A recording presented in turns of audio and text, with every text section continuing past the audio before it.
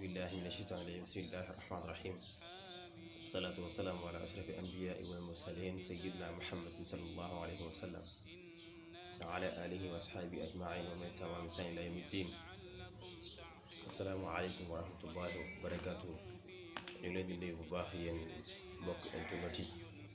yéen ñi nga xam ne yéen a ñuy suivre ci chaîne bi ne Al Haïbou TV ñu leen di nuyu bu baax di leen ziar yéen assalaamu aleykum wa rahmatullah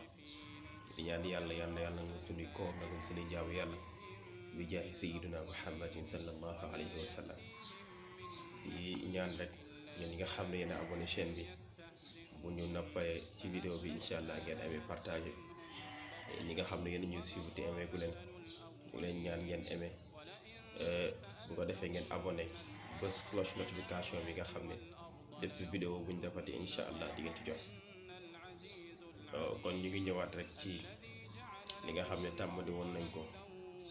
mu aju ci tegginu taalibe ci sëriñam ci mbindug suñu sëriñ Mawlana Cheikh Seydi El Hadji Malick radiyallahu anhu ci jotaay bu ñu mujj ñu ngi yemoon ci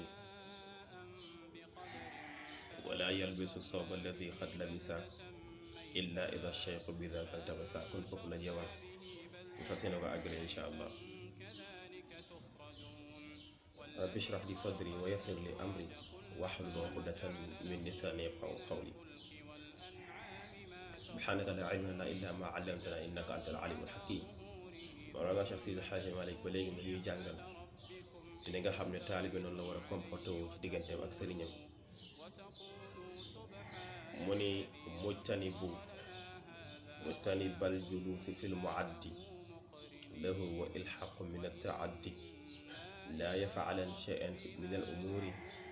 illa bi idnihi ala al masuli. kon ba léegi mi ñuy jàngal naka la taalibe war a comporté woo digganteem ak sëriñam mu ni mujtanibu nee na mi ngi mel ni tey nga ànd ak sa sëriñ dégg nga ànd ak sa sëriñ ngeen war a dem ci benn jotaay ay jotaay boobu ngeen dem nag fekk na préparé nañ sëriñ bi fu mu toog dégg nga nee na préparé nañ sëriñ bi fu mu toog léegi mu sëriñ bi ñëw nee na place boobu nga xam ne préparé nañ ko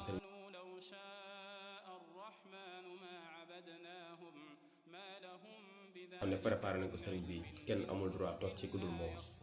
waaw yow taalibe bi amoo droit toog fi nga xam ne foofu lañ préparé sëriñ bi pour mu toog fa ndax bokk ci teggin. waaw tax mu ne mujtani bu na nga moytandiku bu baax yow taalibe bi al julli si toog fil muaddi fi ñu préparé sëriñ bi nga xam ne foofu la war a toog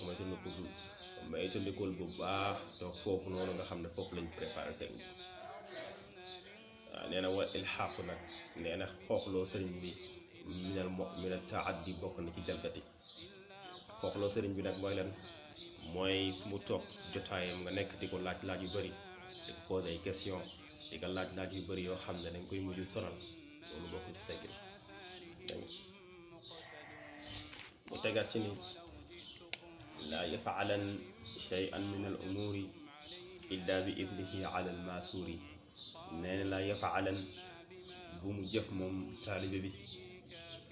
shay'an benn jëf min al umuri ci mbirum àdduna yi dégg nga nee na bul jëf benn jëf yow taalibe bi ci mboolem mbir yi dégg nga illa bi idnihi lu dul ci ndigalu yaa ngi koy defee ci ndigalu sëriñ bi. waaw nee na mu tekki na alal maasuri nag bokk na ci lu ñu sukkandiku.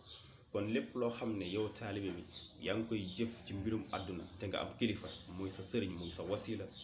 kon lépp looy def ci mbir yooyu na nga ko laaj. waaw da nga ko laaj xalaatam wala nga waxtaan ci ak moom mu daal di la ci xelal daal di lay ñaanal boo bëggee mbir yooyu dox. kon nañ ci bàyyi xel bu baax moo tax mu ni laa yafaalan shay'an min al umuri illa bi idnihi ala al masuri. ne bu mu jëf benn jëf ci mbiru àdduna yi lu dul ne mi ngi koy jëfee ci ndigalu sëriñam ndax minal masuri bokk na ci lu ñu sukkandiku. kon nañ ko yemal fii incha allah ndax lépp looy def rek ndax sa bopp danga kaa jox kilifa waaw muy sa sëriñ muy sa wasila kon lépp loo xam ne yaa ngi koy jëf rek ci mbirum àdduna yi nañ ci waxtaan ak moom waaw macha allah ndax xelam ak ñaanam mun na tax lépp looy sàkku rek incha allah ci mbir yi yàlla mun na la ci defal xéewal kon ñu yemale ko fi incha allah ñaan yàlla may ñu teewaat ko ñu leen di jégal bu baax asalaamaaleykum wa rahmatullahi wa barakatu